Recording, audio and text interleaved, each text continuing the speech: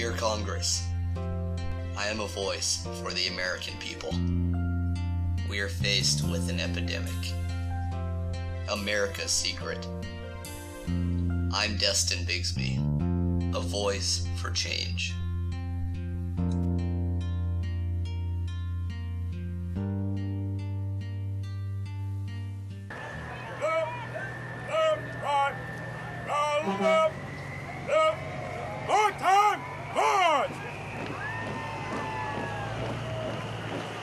Detail, halt!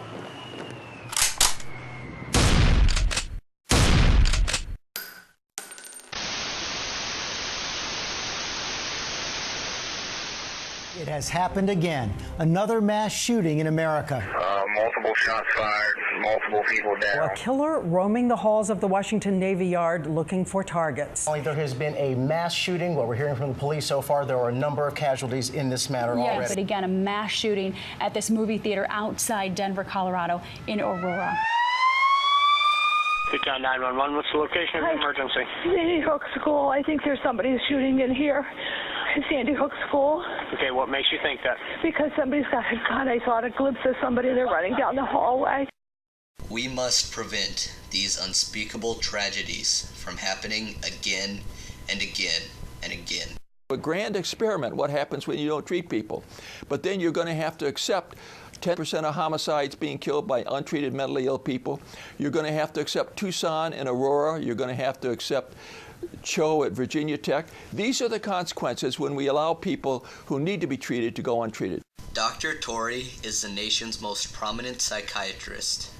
After recently seeing him on 60 Minutes, I decided to consult him personally about this serious problem. Well, Dustin, it's very clear in all of the cases that these people should have been treated, that there were many warning signs, and a couple of cases they actually had been in treatment, but not effectively.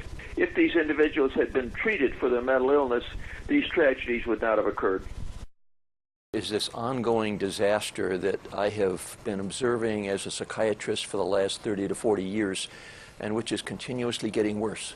What we did essentially is we emptied out the state mental hospitals, and we were very good at that. What we were not very good at is providing care, treatment for these people once they left the hospital. So consequently, we have really a disaster that is a equal opportunity disaster. The Democrats and Republicans are equally responsible, I think. We have a very high suicide rate among these individuals. About a third of the homeless are severely mentally ill. At least 10% of the people in our jails and prisons are severely mentally ill.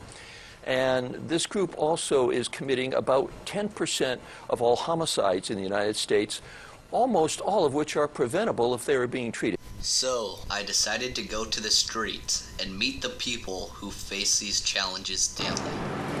Right now, I'm in Skid Row in Los Angeles, which is thought to have the largest homeless concentration in the United States. These people have made the streets their home. 20 to 25% of all homeless people suffer from some form of severe mental illness. How hard it is to be in this world with the mind of a child. Adult. We're grown up, but we're not. I tried to hang myself, and my mom walked through the door. I know one person that's mentally ill, and everything he owns is in a shopping cart. That's his whole life, is a shopping cart. What he has in that shopping cart is his. Nobody can take that. Nobody, if somebody was to come and take his shopping cart or throw something away in there, he would totally lose it. I tried to give him a sandwich one day. No, and he went running off.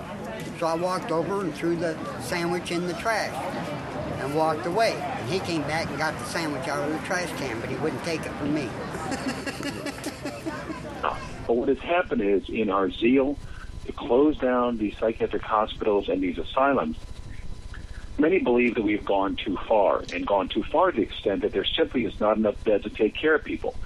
And we have replaced the hospital bed with the prison bed or the blanket under a bridge for the homelessness.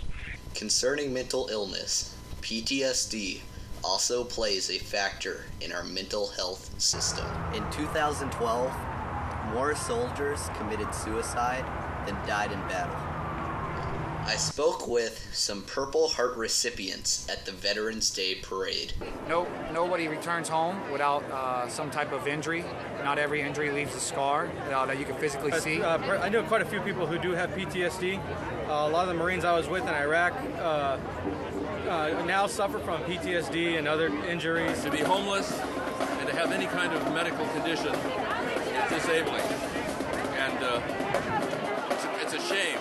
It's an absolute shame that in our country, as wealthy as we are, that has to happen. Dear Congress, mental illness does not discriminate.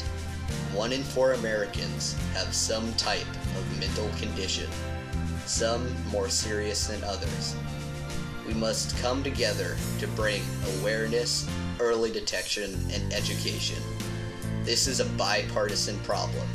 The stigma needs to be removed, and people need to get help before it's too late.